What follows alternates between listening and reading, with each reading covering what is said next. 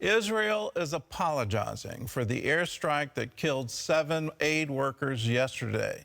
The IDF says the strike was a mistake that followed a misidentification, and it's thoroughly investigating the incident. Meanwhile, Iran continues to threaten retaliation against Israelis for an attack that killed 2 of its generals. Israel's defense chief warns that anyone who hits Israel will pay a heavy price. Chris Mitchell reports from Jerusalem. This morning, the IDF Chief of Staff addressed the tragedy that took the lives of a team of international workers from World Central Kitchen as they returned from an aid delivery in Gaza. I want to be very clear. The strike was not carried out with the intention of harming WCK aid workers.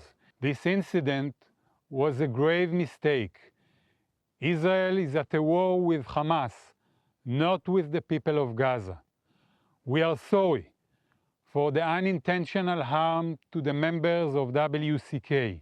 Israeli Prime Minister Benjamin Netanyahu personally spoke with some of the leaders of the countries the victims were from.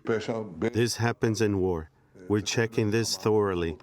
We're in touch with the governments, and we will do everything for this not to happen again.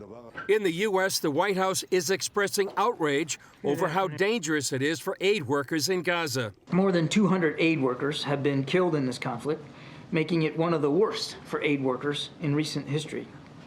This incident is emblematic of a larger problem and evidence of why distribution of aid in Gaza has been so challenging. Meanwhile, the Israeli military continues to prepare for its controversial invasion of Rafah, Hamas's last stronghold, but also temporary home to more than 1 million Gazan refugees. While the Biden administration opposes the invasion, former Vice President Mike Pence says it's a necessity.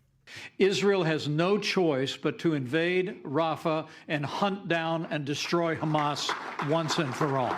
Rather than criticize Israel, Pence said Americans should fully support its war efforts against enemies sworn to wipe it off the map. If the Palestinians laid down their weapons right now and released all hostages, we'd have peace. But if Israelis laid down their weapons, we'd have no Israel. On another front, Israel is bracing for Iran retaliating after a top Iranian general and his aide were killed by a missile strike in Syria that's being blamed on Israelis. But Israeli Defense Minister Yoav Gallant warns whoever hits Israel will pay a heavy price.